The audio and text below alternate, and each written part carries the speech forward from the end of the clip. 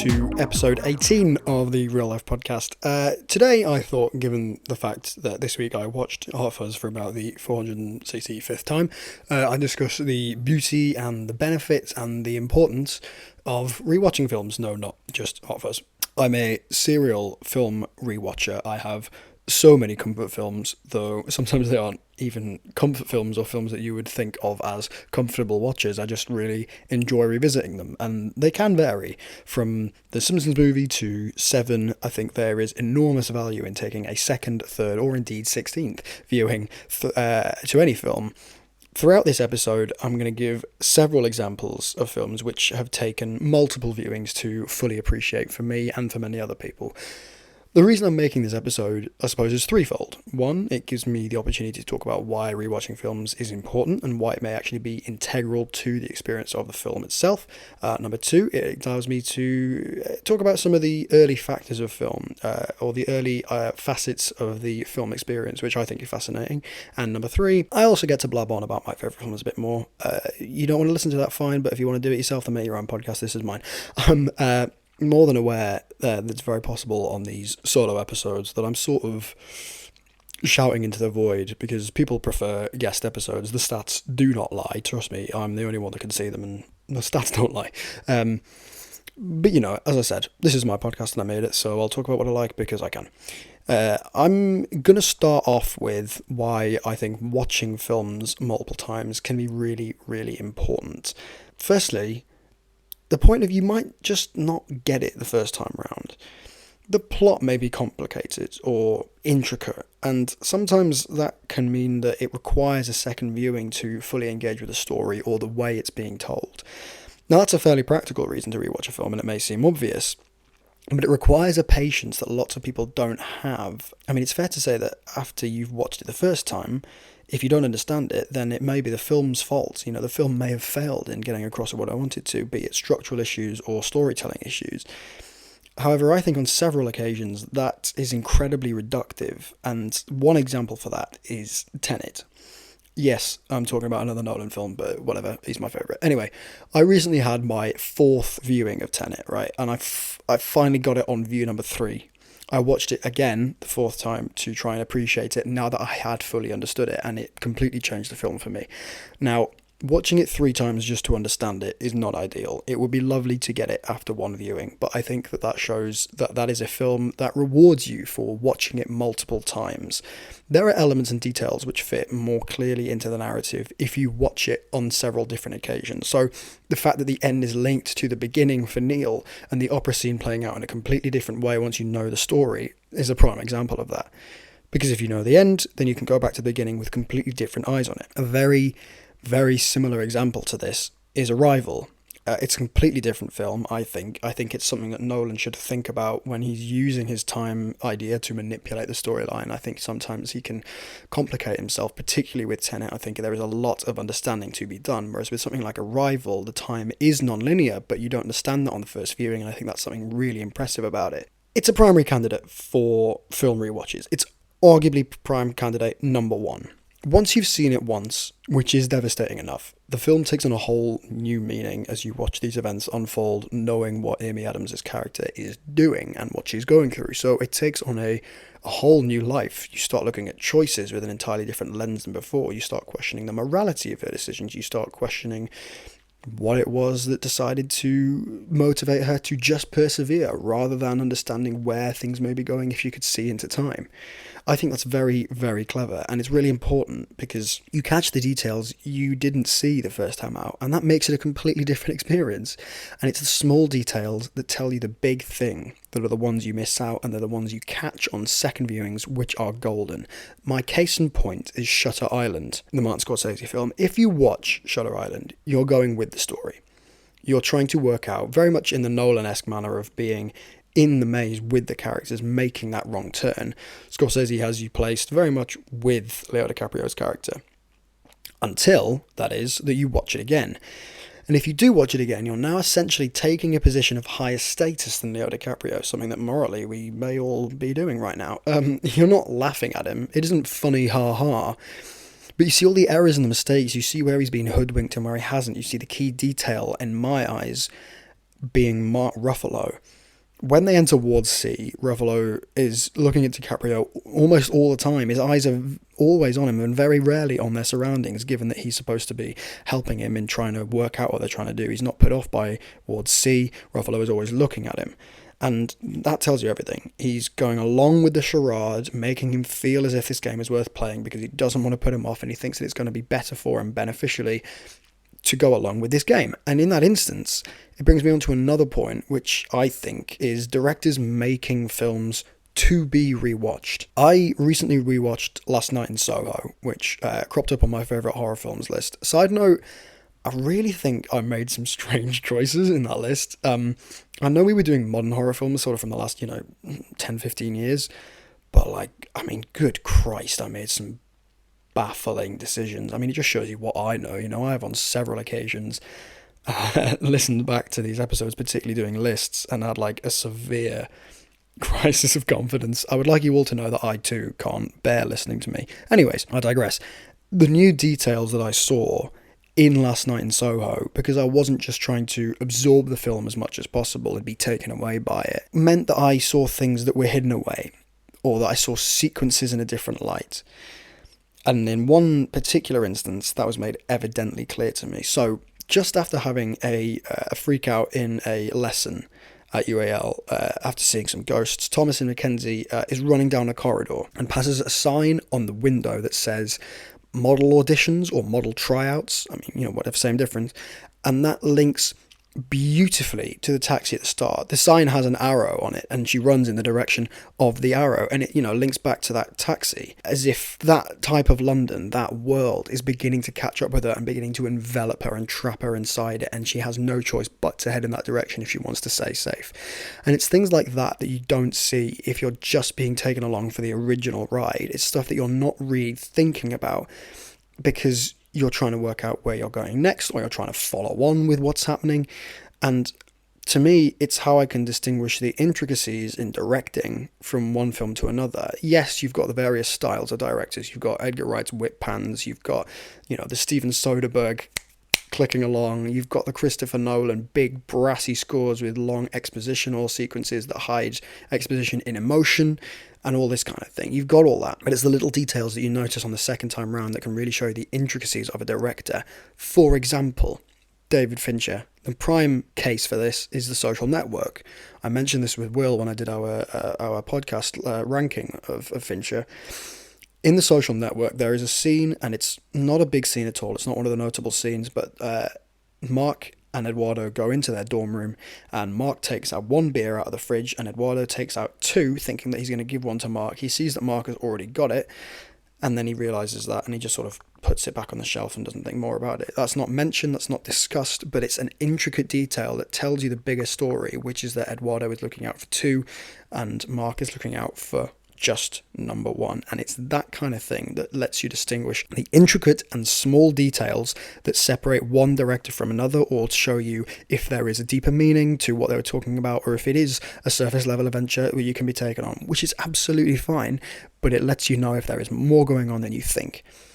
The second time I watched Spotlight, the 2015 Best Picture winner, there's a scene in which two characters enter the archives section from a stairwell. I believe it's Michael Keaton and Mark Ruffalo, and Ruffalo seems to be the king of Watch Me Again movies. I think it's those two anyway, off the top of my head. But they had this conversation about what to do with that publication, and if the story holds enough for it to be placed front and centre, or if they have enough to actually publish it, or if they have a point to make. And at the end of it, they leave out of a stairwell that looks exactly like the one that they came in on. But the walk they've taken seems to have been a huge circle, and they've literally walked in circles and gotten nowhere because they seem to leave through the same place.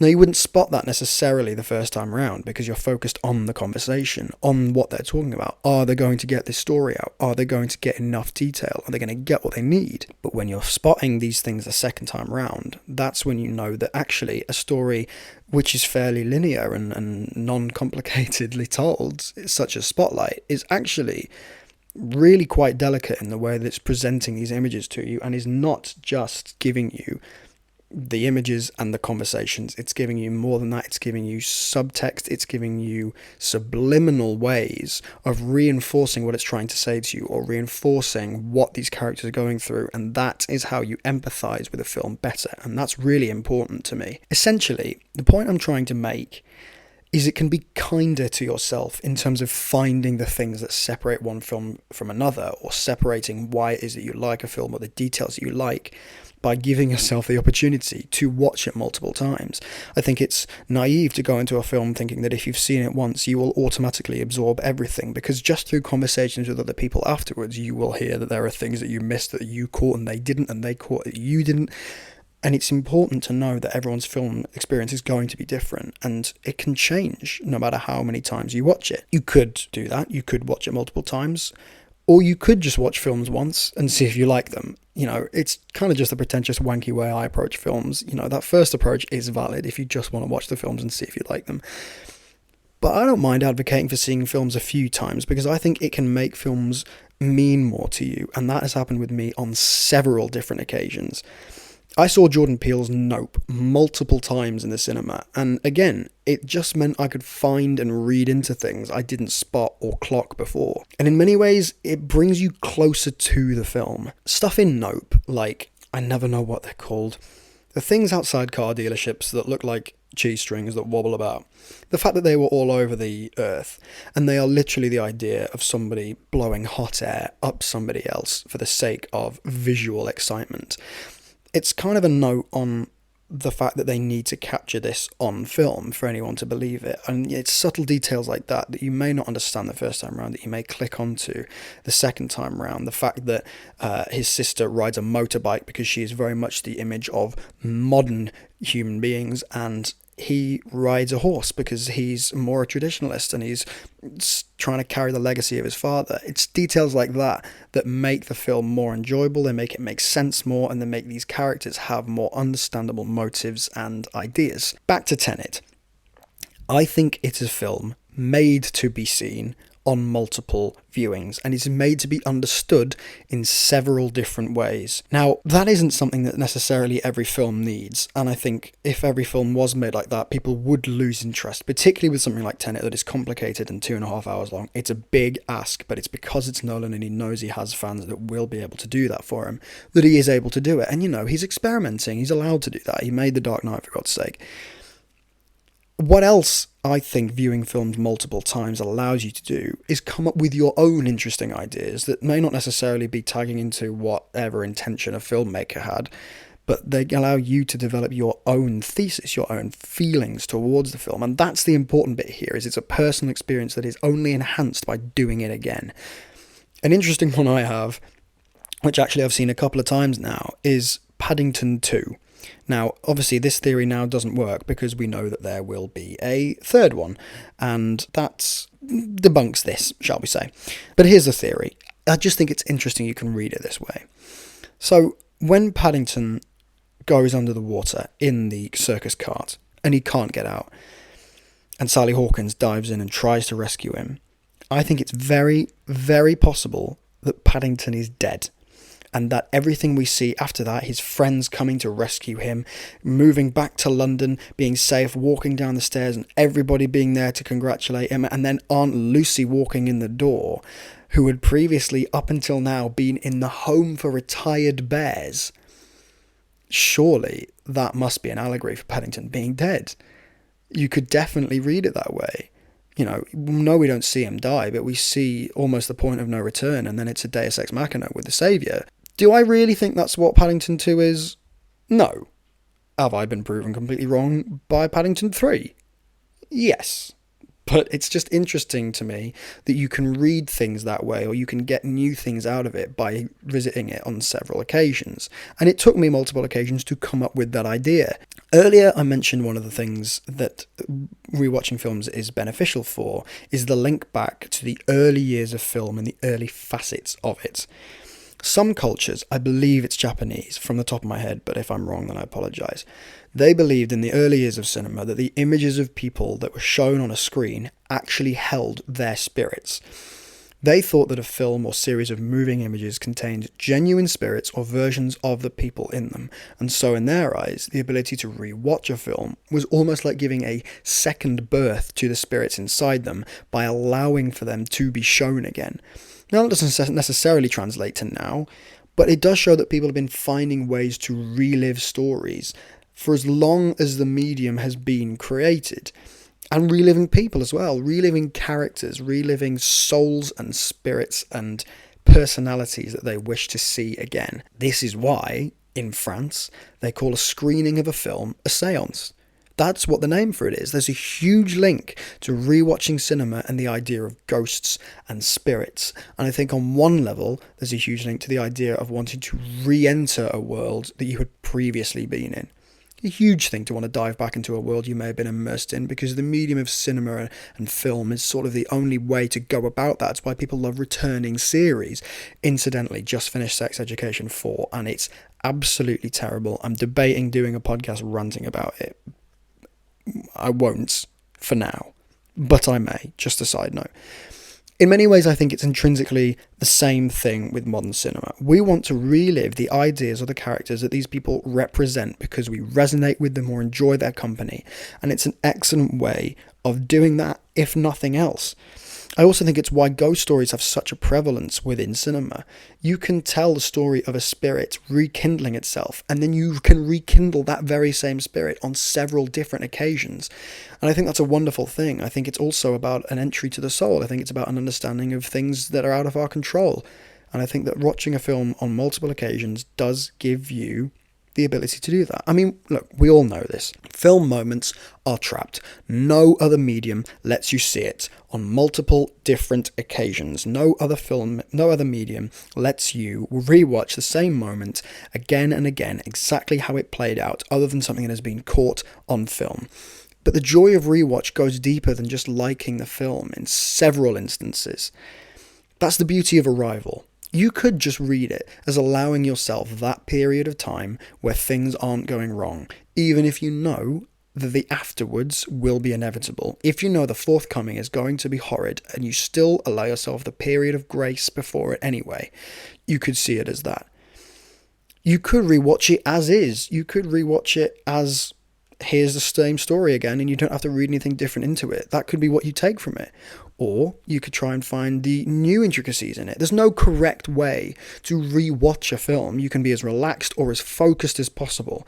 But either way, it presents the ability to change an opinion, learn something new, or just find that enjoyment again. It also stops me from being wrong a lot. I used to find Steve Jobs, the film, not the bloke, boring. I thought that it was slow. I thought it was difficult. I thought it was wordy, and I thought it was caught up in itself. I didn't understand why we were watching this play out in basically just conversations and not having anything that I was actually driving the plot forward. I've since grown up. I am so very, very wrong, and the reason why I grew up is because I saw it again. It is a beautifully written, in-depth character study via different pressurized scenarios of a man who can't relinquish control conversing with a man who is desperate for connection and recognition. They are two perfect clashes playing off each other. It may not be, if you're going to be the guy that goes to a party and say, okay, I'm going to regurgitate the plot of Steve Jobs as fact, you're a dick. As Dean Dobbs says, no, the guy from Dumb and Dumber wasn't the head of Apple. You do know that, right? It's a great way of proving yourself wrong, if nothing else, to revisit a film. When people explain to me why they love a certain film, it can prompt me to revisit it and realise where they're coming from, and that may well be the way to see it, to think about the film in the right way, or in a different way, or in a way that I can accept and like as a result, and change my opinion and realise that the criticisms I was giving it are actually wrong because I was viewing it through the wrong eyes. Coming up soon, I'm going to be having a chat with my friend Georgie about Tarantino in general, but also specifically about Kill Bill, because we differ on that. But to do that, I'm going to need to revisit it. Now, unfortunately, I don't really want to do that because I think it's stupidly long and episodic. But after having previous conversations with Georgie about it and what she's already said to me, then I need to approach it differently. And that's a wonderful thing, to be able to rethink something and see a piece of art entirely differently. Incidentally, I don't know that my opinion will change on that particular one, but we'll have a chat and we'll see, because it may well. Who knows? Now, what I will say about rewatching films is that you don't have to advocate for it all the time, because you can definitely be put off after just one viewing, and there are times that one viewing will be all you need, and you know when those times are. Mr. Malcolm's List, Morbius, Suicide Squad, Kingsman 2, Cats, definitely Babylon, but God, it's horrendous. But when you're on the fence, it's a great way of finding a perspective that you wouldn't have had otherwise, and that's a brilliant thing, to be shown that you can change your opinion just by seeing the same thing again, not by making it different. All you're going in is with a different mindset or a different perspective or a different lens, and suddenly you can see a film in a totally new way, and that is beautiful. The fact that the same thing can be viewed in so many ways and argued from so many different angles. If not, you just get to watch your favourite films over and over, and what's not to love? So watch out for that as an upcoming episode, that episode with Georgie on Tarantino. I've got other episodes that I want to do, as I mentioned in that last podcast with Michael. I want to talk about Barbie, I want to talk about Harry Potter, I want to talk about Martin McDonagh, I want to talk about Lynn Ramsey, I want to talk about loads of stuff. So I've got ideas. I'm going to try and make this podcast decently regular as an enterprise. I've got uni and stuff, so everything gets in the way, and you're busy and all this kind of thing, but I really enjoy doing this, and I did miss this while I took a break. So thank you very much for downloading this episode. If you have any suggestions or feedback, then please let me know, because I'm always open to listening to what people have to say. I'd love to do some stuff on movies of musicals, and any topic is available. There's nothing out of bounds. My recommendation for this week is, I mentioned him briefly before, but Steven Soderbergh's Logan Lucky. It's one of my favourite films, and I definitely saw more the second time round as well. That was one that was really big for rewatches me in terms of small details. It's a brilliant cast. You've got Channing Tatum, Adam Driver, Daniel Craig having the time of his life. I think, very much in Benoit Blanc-esque territory. It's a really fun film, and it has that classic Soderbergh Skippy feel to it. I keep finding myself revisiting it, and I just adore it and what it says. So that's your recommendation of the week. As I say, any feedback, please just let me know, and I will see you when I see you, and hopefully that is very soon. Bye!